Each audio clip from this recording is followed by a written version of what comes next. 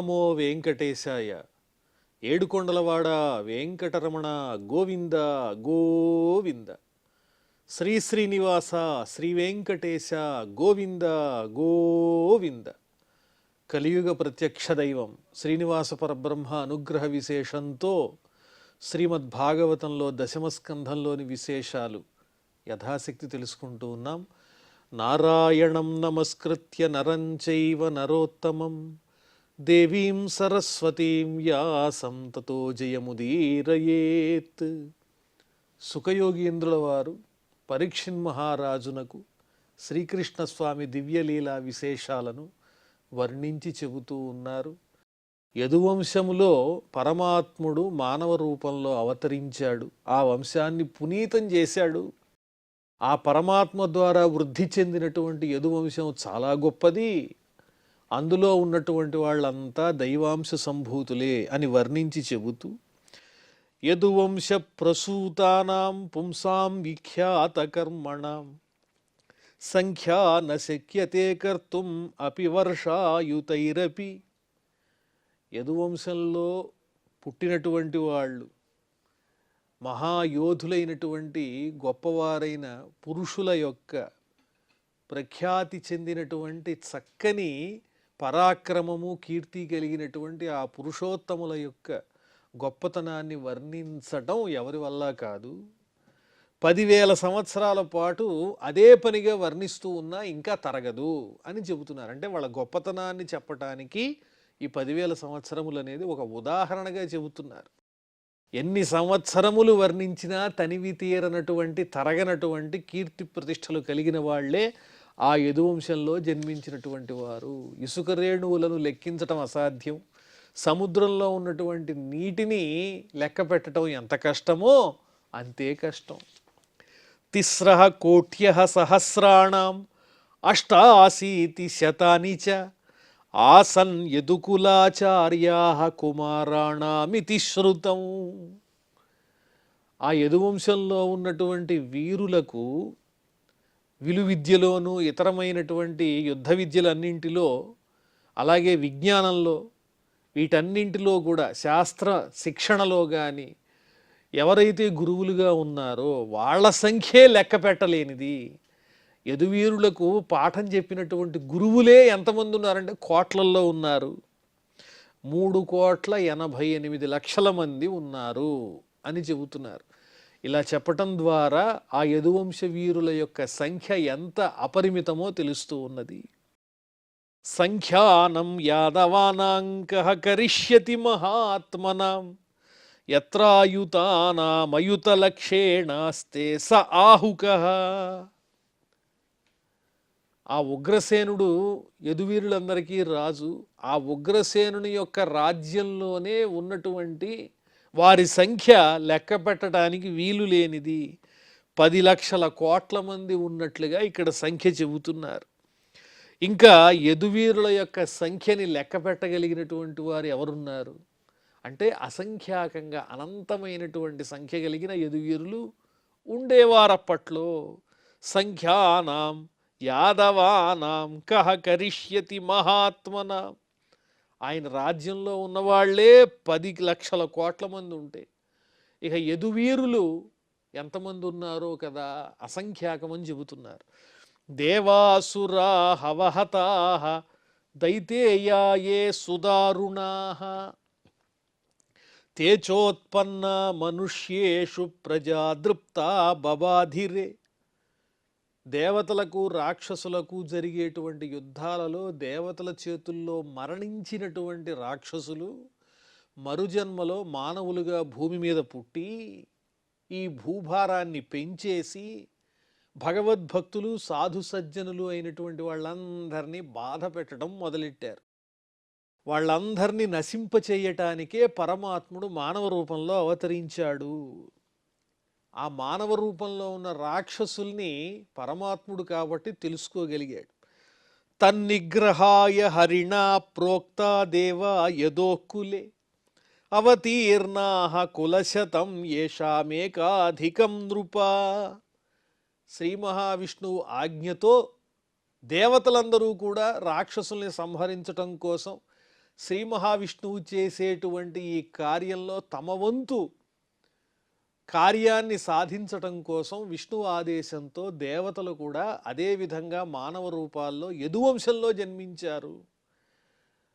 సుమారుగా 101 విభాగాలున్నాయి వీరి వంశంలో అని వర్ణిస్తున్నారు. అవతీర్ణాః కులశతం ఏషాం ఏకాధికం నృప, ఒకటి ఎక్కువగా ఉన్నటువంటి 100, అంటే 101 భాగాలున్నాయి ఈ యదువంశానికి సంబంధించినటువంటి విభాగాలని వర్ణించి చెబుతున్నారు. ఈ వంశంలో ఉన్న వాళ్ళంతా దాదాపు దేవతలే. తేషాం ప్రమాణం భగవాన్ ప్రభుత్వేనా భవద్ధరి ఏ చానువర్తినస్తస్య వవృద్ధుః సర్వయాదవాః. ఈ యదువీరులంతా వృద్ధి చెందడానికి కానీ, పరాక్రమ సంపన్నులు అవ్వడానికి కానీ, శత్రువుల్ని చీల్చి చెండాడడానికి కానీ ప్రధానమైన శక్తి ఎవరు అంటే వెనకాలన్నది పరమాత్ముడు శ్రీకృష్ణుడే. ఆయన లేకపోతే వీళ్ళంతా బొమ్మలతో సమానం. వాళ్ళల్లో ఉన్నటువంటి శక్తి స్వరూపుడై పరమాత్ముడు వాళ్ళందరినీ నిమిత్తమాత్రులుగా ఉంచి తానే శత్రు సంహారం చేసేశాడు. వాళ్ళల్లో ఉన్న ప్రభావం ఏమిటి అంటే ఈ పరమాత్ముని ప్రభావం తప్ప వేరొకటి కాదు. ఆ పరమాత్మ యొక్క చక్కని అనుగ్రహంతో ఆయన ఇచ్చేటువంటి ఆజ్ఞలతోనే వారి మార్గాన్ని, ఆ శ్రీకృష్ణ స్వామి యొక్క మార్గాన్ని అనుసరించటం చేతనే ఈ యదువీరులంతా కీర్తిని పొందారు, గొప్పవాళ్ళయ్యారు, దినదినాభివృద్ధిని సాధించగలిగారు. అదంతా కృష్ణుని మహిమే. శయ్యాసనాటనాలాప క్రీడా స్నానాది కర్మసు న విదుః సంతమాత్మానం వృష్ణయః కృష్ణచేతసః. ఎంత అదృష్టవంతులు కాకపోతే యదువంశంలో వారు స్వామితో పాటుగా శయనించటమా, ఆయనతో సమానంగా హాయిగా భుజించటమా, ఆయనతో విహరించటం, ఆయనతో క్రీడించటం, ఈ నిత్యము జరిగేటువంటి సమస్తమైన కర్మలన్నింటినీ స్వామితో పాటు కలిసి ఆచరిస్తూ ఆయన సాంగత్యాన్ని పొందారంటే, ఆయనని స్పృశించారంటే, ఆయనతో భావాన్ని పంచుకున్నారంటే, ఆయన ముందు నమస్కరించారంటే, ప్రత్యక్షంగా కళ్ళతో ఆ స్వామిని వీక్షించారంటే యదువీరుల కన్నా గొప్పవాళ్ళు ఎవరైనా ఉన్నారా? వాళ్ళ మాహాత్మ్యాన్ని వర్ణించడం ఎవరి వల్ల కాదు. ఆ యదువీరులు స్వామి సాంగత్యంతో, స్వామి సేవతో తమని తామే మైమరిచిపోయారు. వారికి వారి దేహస్మరణ అంతా పోయింది, అంతా కృష్ణనామస్మరణే. అంత గొప్పవారు యదువీరులని వర్ణిస్తున్నారు.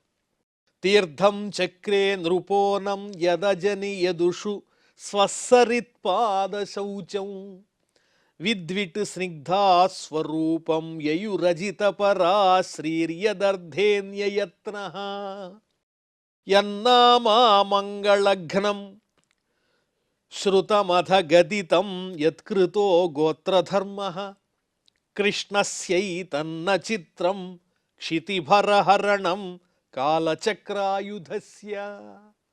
ఆ శ్రీకృష్ణస్వామి ఔన్నత్యాన్ని సుఖయోగీంద్రుల వారు పరీక్షిన్ మహారాజుకి అమృతధారలాగా వర్ణించి చెబుతున్నారు. ఆ స్వామి యొక్క పవిత్రమైన కీర్తిని లెక్క పెట్టడం ఎవరి తరమవుతుంది? అందరి పాపాలు ప్రక్షాళన చేసేటువంటి కీర్తి కలిగినటువంటి గంగ ఆయన పాదాల నుంచి ఉద్భవించింది. అలాంటి గంగ పవిత్రత స్వామి కీర్తి ముందు చాలా స్వల్పము. ఆ గంగానది కీర్తే వర్ణింపనలవి శక్యము కానిది. ఎంతటి వారైనా ఆ గంగానదిలో ఒక్కసారి మునిగారంటే ఎవరైనా సరే వారి పాపాలన్నీ పోతాయి.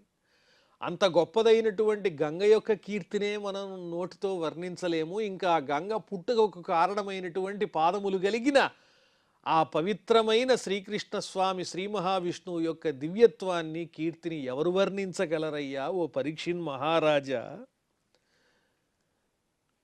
ఈలో ఉన్నటువంటి గొప్ప విచిత్రం ఏంటంటే, ఆ శ్రీకృష్ణ స్వామిని ప్రేమించిన వారు అమితంగా కపటం లేకుండా నిశ్చల బుద్ధితో ప్రేమించి ఆయననే తమ మనస్సులో నిరంతరం నిలుపుకున్న వాళ్ళు, అదేవిధంగా అదే పనిగా ఆయన్ని ద్వేషించిన వాళ్ళు, ఇద్దరూ పొందింది ఒకటే ఫలము.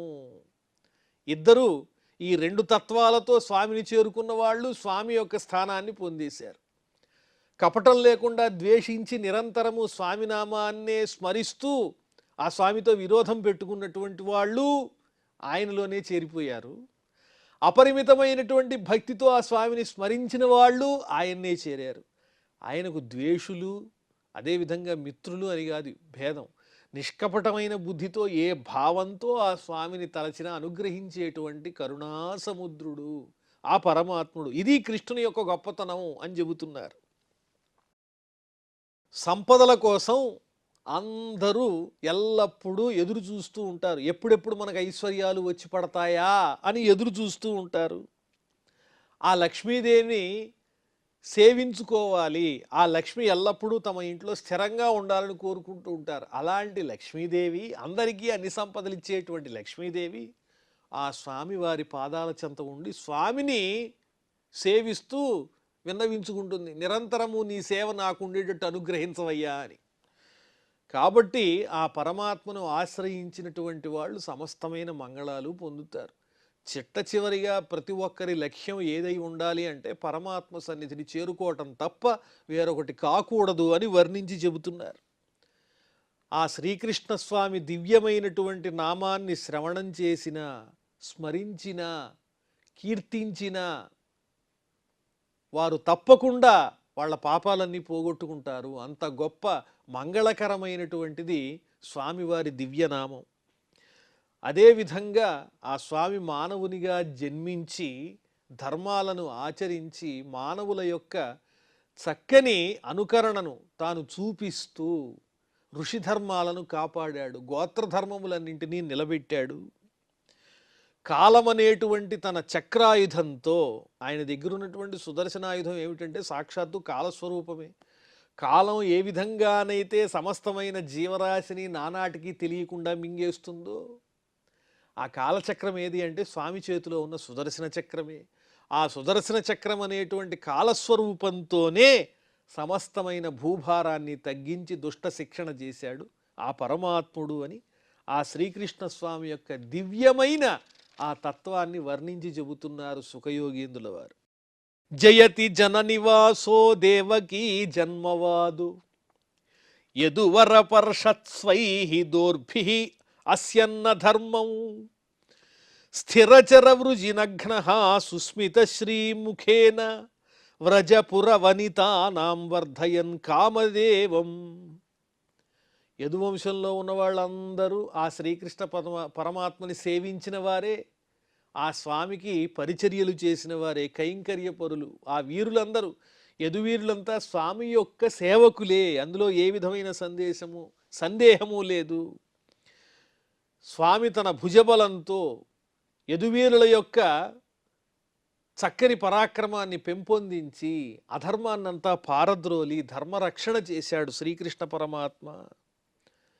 స్థావర జంగమాత్మకమైనటువంటి ఈ విశ్వంలో ఉండేటువంటి సమస్తమైన పదార్థముల యొక్క, జీవరాశుల యొక్క దుఃఖములను పోగొట్టడం కోసమే ఆ పరమాత్ముడు అవతరించాడు. ఆ పరమాత్ముని యొక్క స్వరూపం ఎలాంటిది? సుస్మిత శ్రీ ముఖేన, చక్కని చిరునవ్వుతో కూడినటువంటి, చిరుమందహాసంతో కూడినటువంటి ముఖారవిందంతోనే స్థిరచర వృజినఘ్న, స్థావర జంగమాత్మకమైనటువంటి సమస్తమైన వాటి యొక్క పాపములను, కష్టములను పోగొట్టినటువంటి వాడు ఆ పరమాత్ముడు. అదేవిధంగా గోవ్రజంలో ఉన్నటువంటి ఆ గోపికల యందు మధురమైనటువంటి చక్కని ప్రేమానుభూతిని వృద్ధి చేసినటువంటి వాడు పరమాత్మ.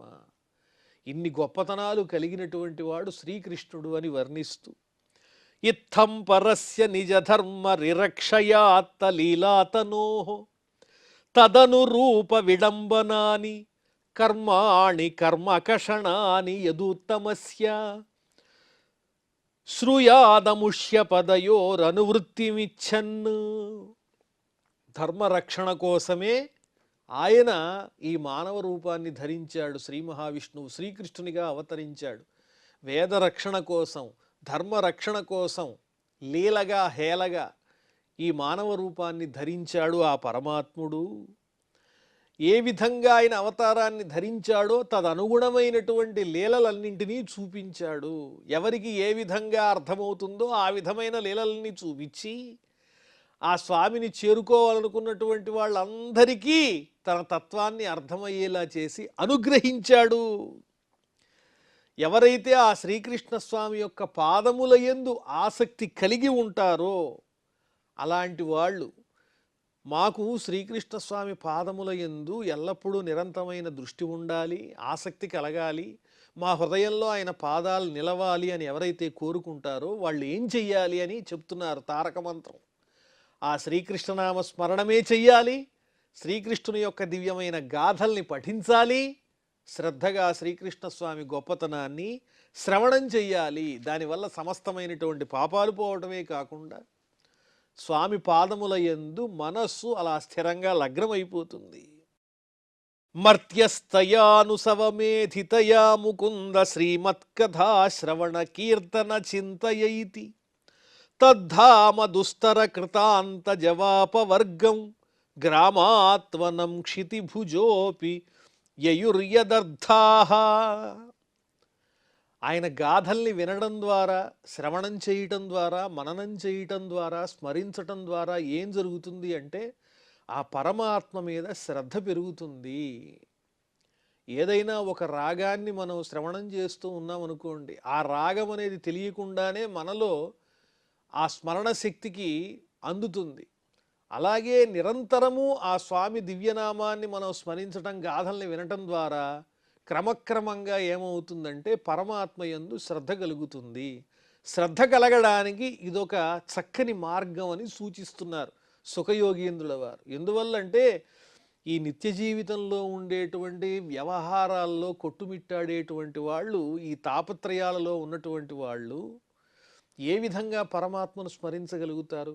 ఎప్పుడైనా ఒక్కసారి ఒక సమయాన్ని నిర్దేశించుకుని ఆ పరమాత్మను చక్కగా స్మరించటం, గాథల్ని వినడం ఇలాంటిది అభ్యాసం చేసినట్లయితే క్రమక్రమంగా ఇతర విషయాల మీద ఉన్నటువంటి శ్రద్ధ తగ్గి, ఆదుర్ద తగ్గి, పరమాత్మ మీద మనస్సు ఎక్కువగా నిలవటం ప్రారంభమై దినదినాభివృద్ధి అవుతుంది.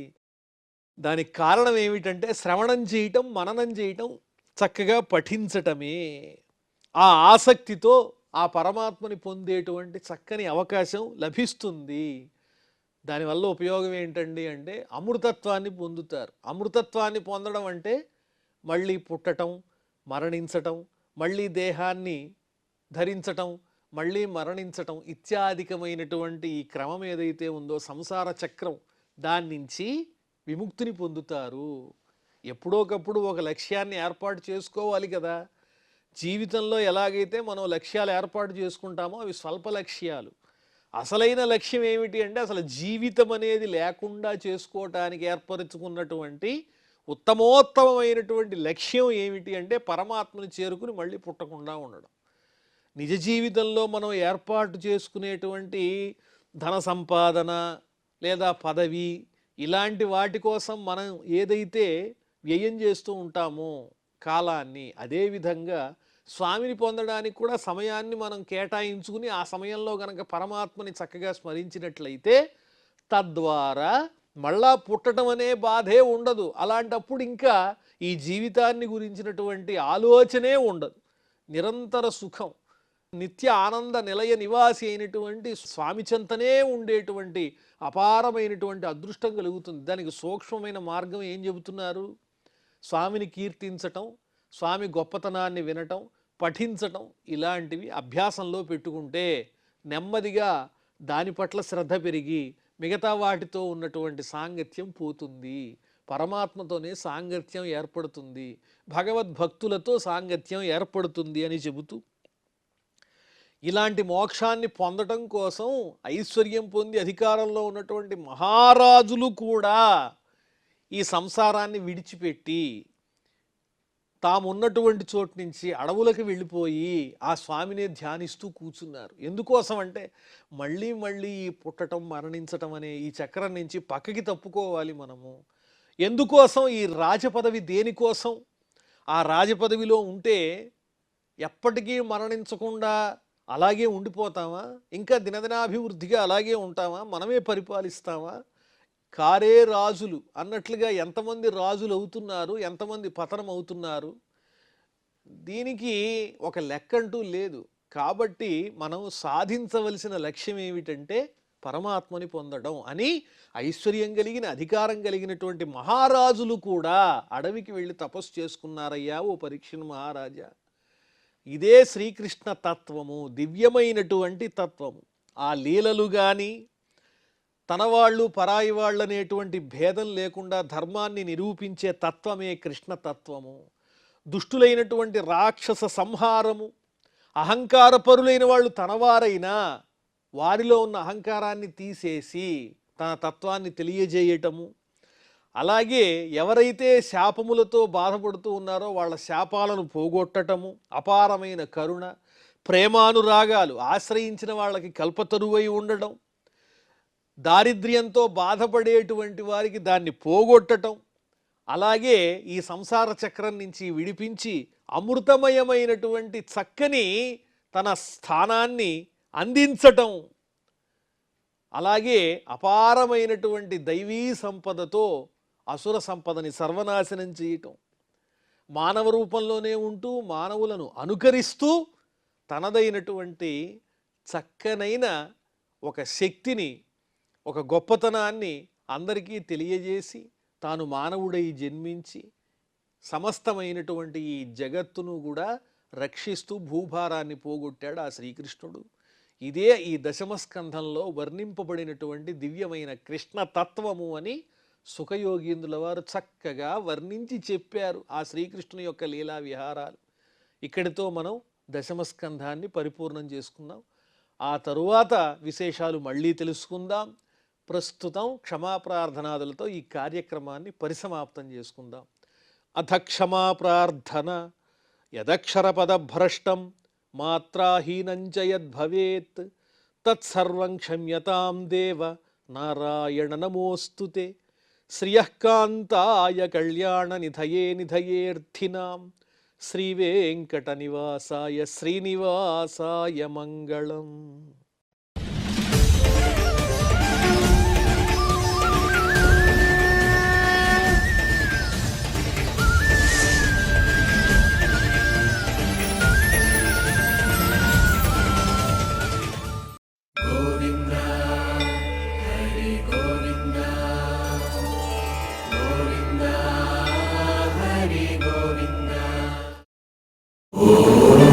నమో నారాయణాయ.